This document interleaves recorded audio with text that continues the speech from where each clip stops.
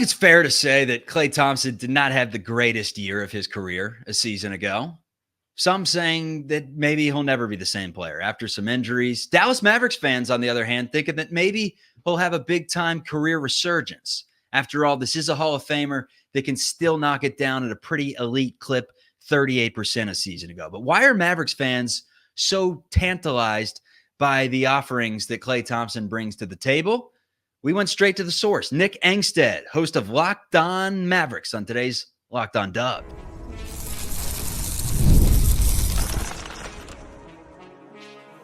You are Locked On Warriors, your daily Golden State Warriors podcast. Part of the Locked On Podcast Network, your team every day. All right, what time is it? It is time for Locked On Dubs, everyone. Today's episode is brought to you by FanDuel. Now through September 22nd, all FanDuel customers can bet $5 and you get a 3-week free trial of NFL Sunday Ticket from YouTube and YouTube TV. Visit FanDuel.com to get started. We are free and available wherever you get your audio podcast. No charge on YouTube either, so go ahead, hit that subscribe button, give it the thumbs up, and comment where you are listening from. Part of the Locked On Podcast Network, your team every day. On today's show, we're starting our Wild Wild West tour.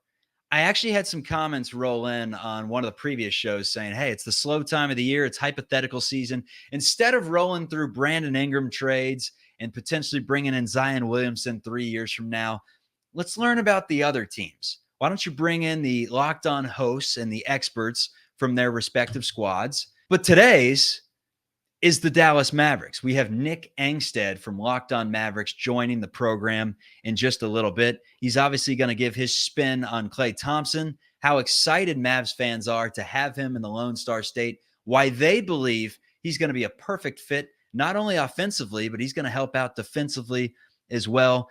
And we will kick off the Wild Wild West tour without the cowboy hat with the Western Conference champion from a season ago, the Dallas Mavericks. I mean, I'd love to ask you about Najee Marshall, Quentin Grimes, Spencer Dinwiddie, and what they bring to the table. But I got thoughts.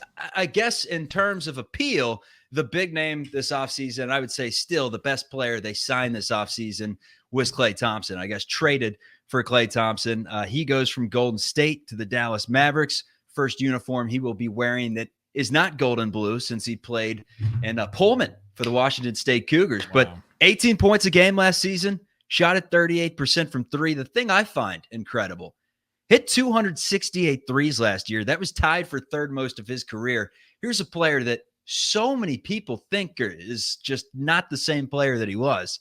But when it comes to nailing the deep ball, he may not be as good as he once was, but he's once good as he ever was. And boy, is he good. What's the most exciting thing that Klay brings to the table from just an outsider's perspective? I know he's on your team now, but until he suits up, it's still an outsider's perspective.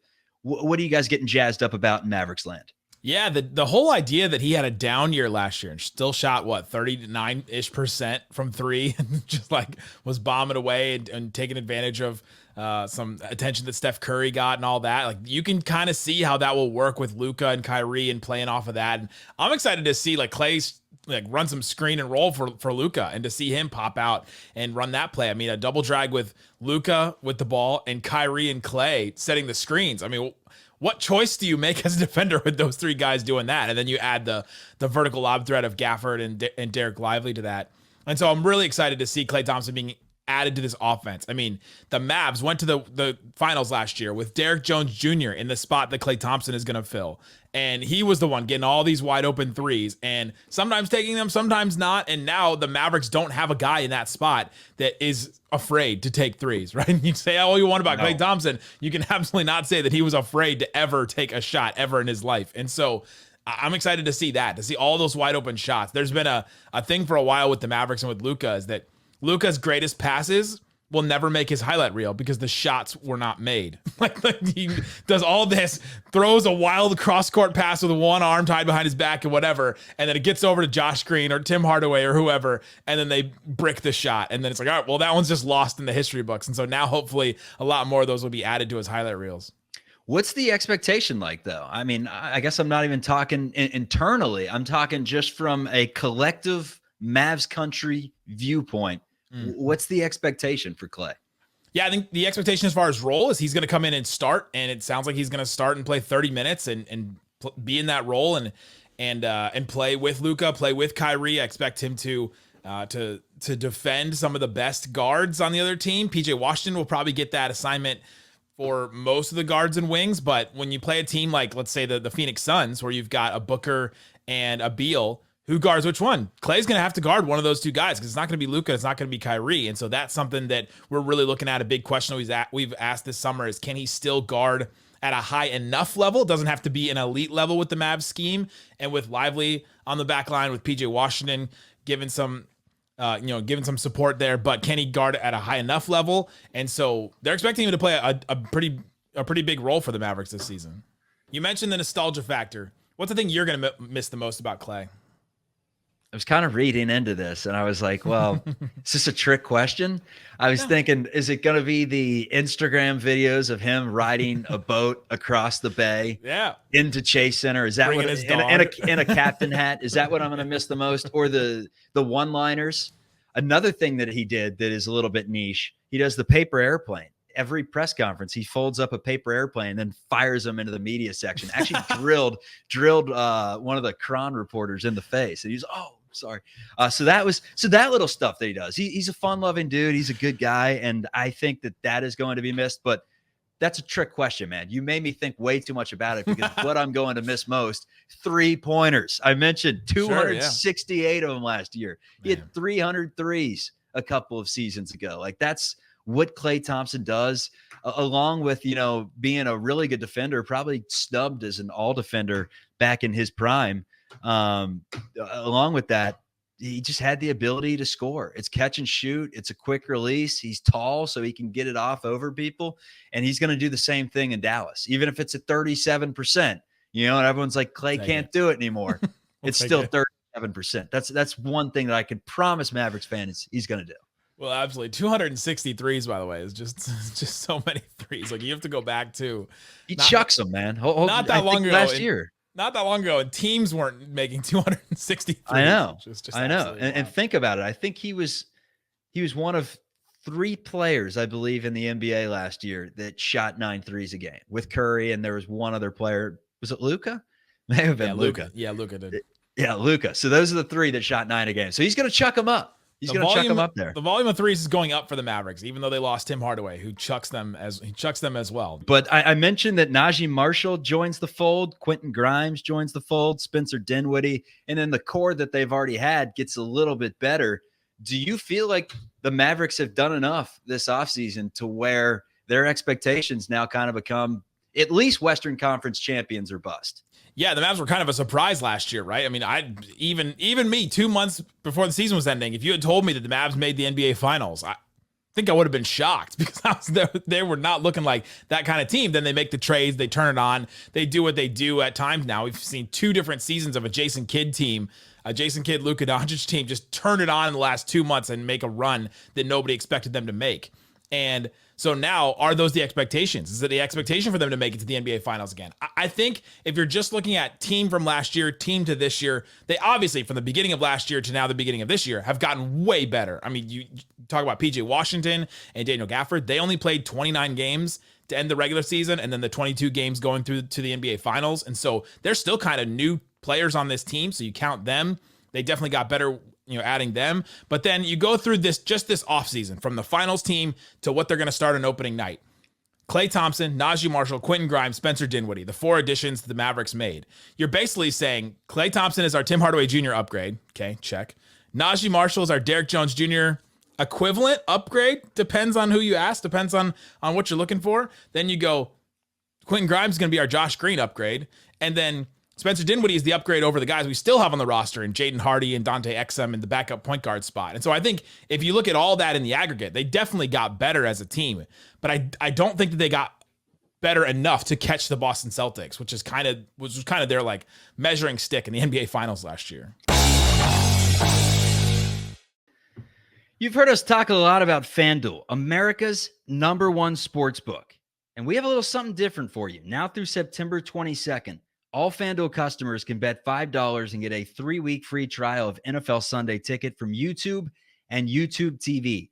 Then with a YouTube TV base plan, you'll be able to watch every regular season Sunday afternoon out-of-market game. All you need is a Google account and a current form of payment, and you can cancel anytime.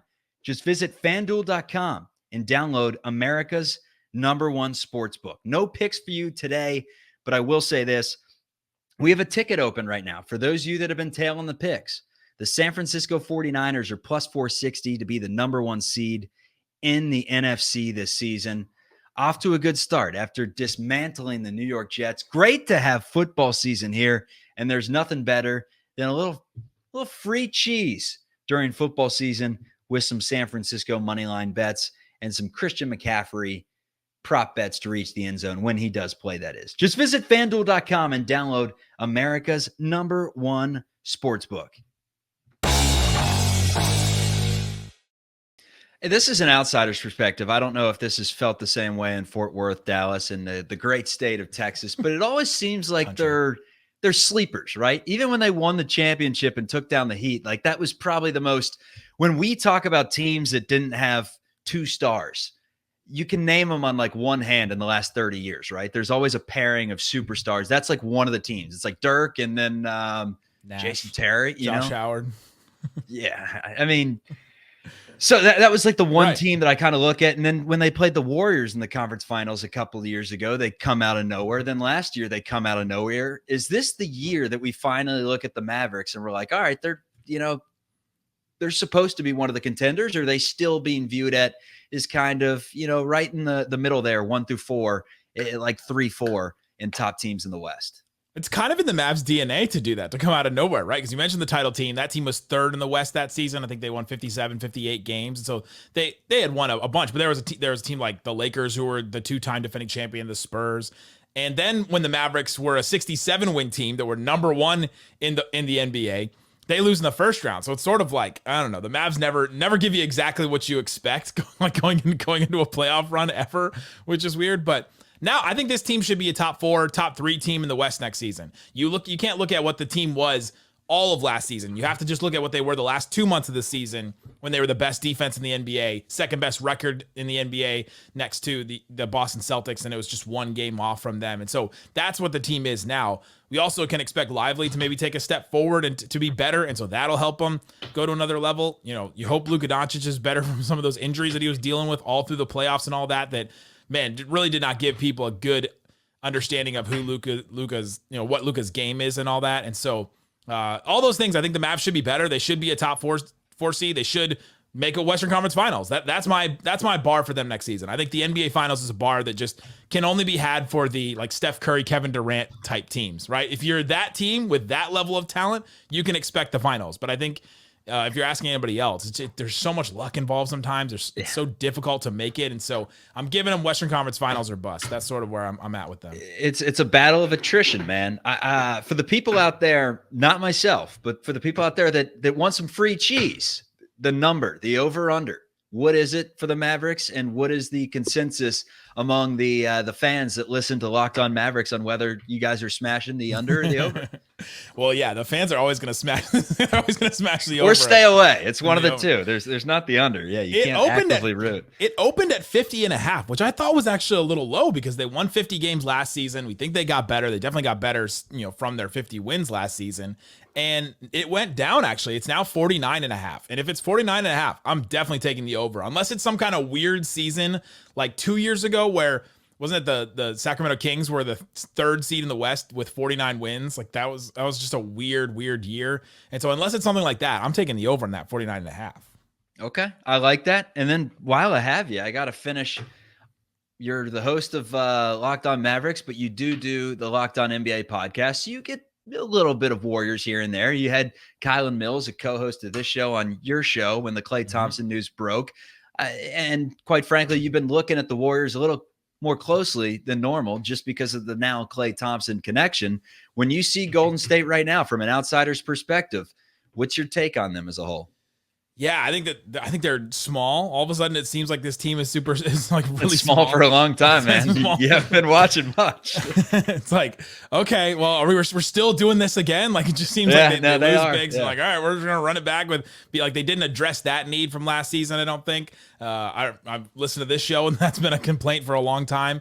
And they got a bunch of dudes now, right? It's like they just got a bunch of dudes we don't know what they're gonna bring to the table. Buddy Hield, how much can he replace what Klay Thompson did? Kyle Anderson, can he add anything to this team? Can Kuminga and Moody and Podziemski take a step forward and jump forward? That's sort of the question. That's kind of the question, is like they tried to be this team that hit both, like walked and chewed gum at the same time and trying to develop these young guys. And so now it's like, all right, the rubber's meeting the road. Steph Curry's going to be 37 coming up here soon.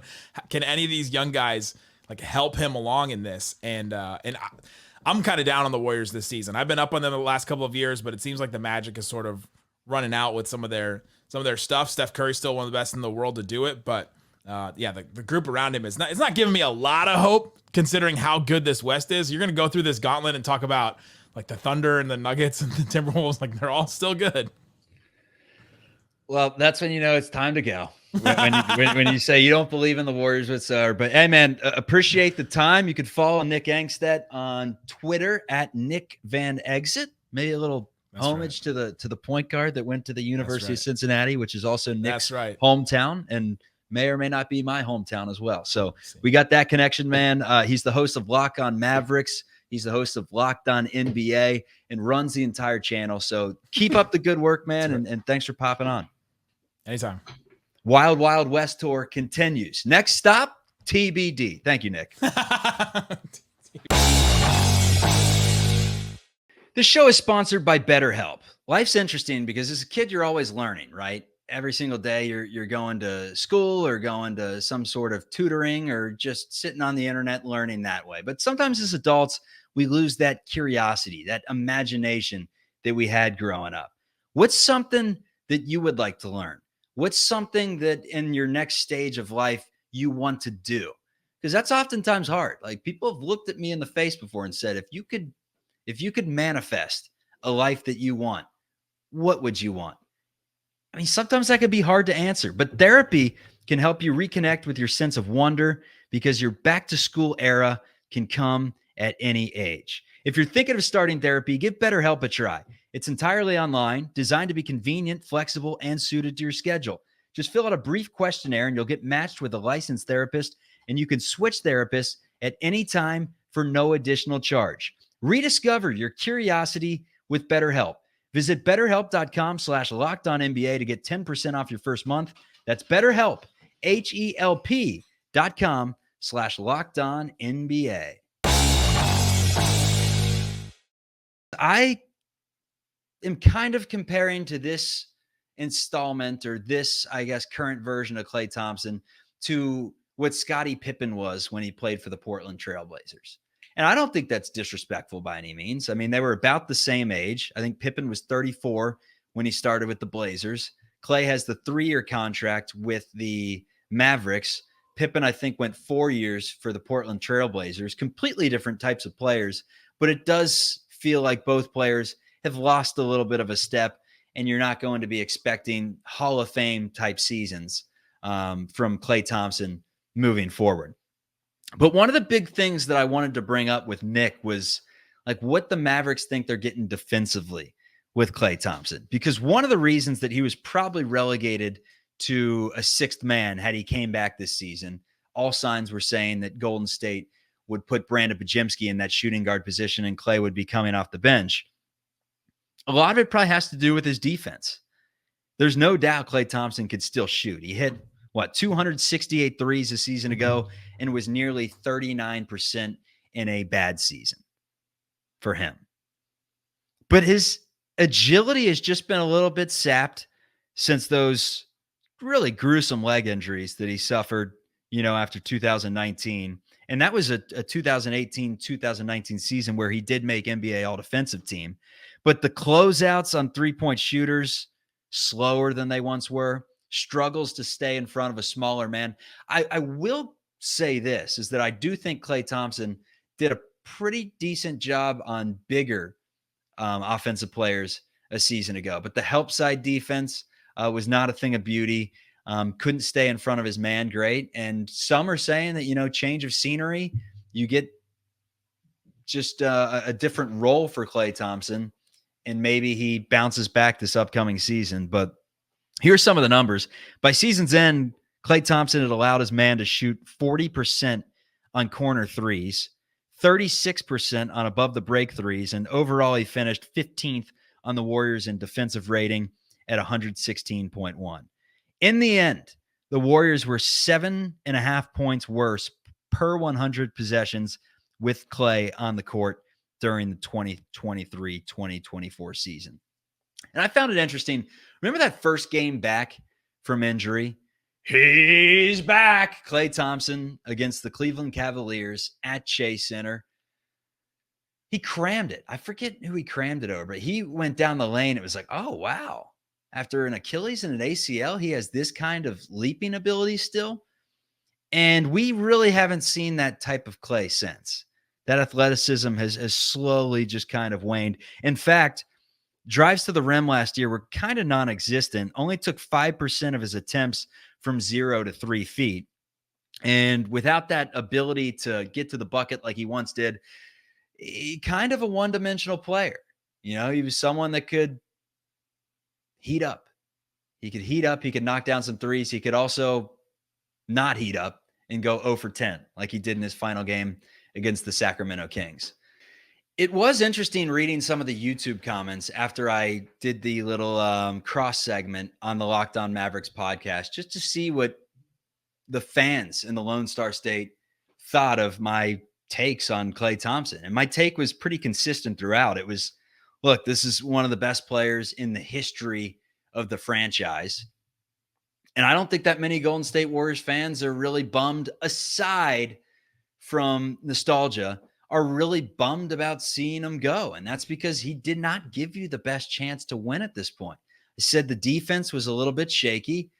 His lack of explosiveness that he once had doesn't allow him to get off the clean looks that he once did, which led to the lowest percentage of his career. That's why I think, along with forcing up shots, which he is going to do. I mean, when you're Klay Thompson, you have the green light for the rest of time. I don't care what he does this upcoming year. The next 2 years after this season in Dallas, he's going to have the green light.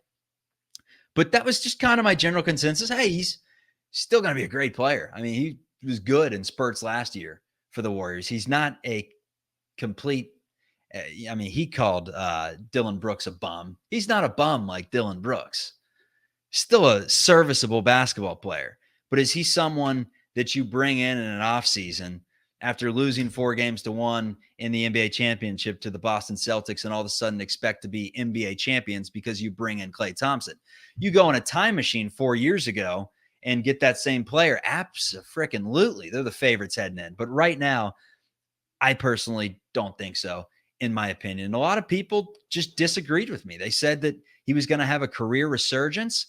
They were in agreement to what Nick said in regards to Luka and Kyrie helping space the floor and sucking up so much gravity to where Klay was going to get a lot more open looks.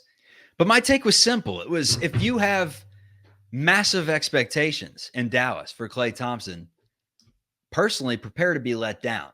If your expectations are you're adding in a very serviceable NBA veteran that has the ability to start, that has the ability to pop off for 25 points at any time and really change a game with his shot-making prowess, then yes, you should be very excited, because he does add a piece that the Dallas Mavericks did not have a season ago. But some of the comments about him being a lot better defender than he's given credit for, the numbers say that he is a significantly worse defender than he was in 21-22 when he returned to the Warriors from that injury. 22-23, he was not good either. And then 23-24 was the worst of his career. Will he bounce back? Does it have nothing to do with his lateral movements and with his quickness, and it all was schematics? I mean, we'll find out soon enough. I personally do not think so. And then another thing that they were talking about was his ability to really benefit from the gravity that Luka Doncic and Kyrie Irving will provide.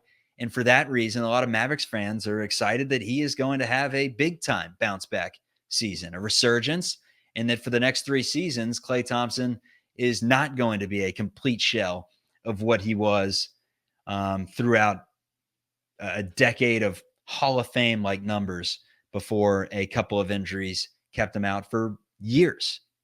Anyways, that's Locked On Warriors today. The Wild Wild West preview continues with the Portland Trailblazers.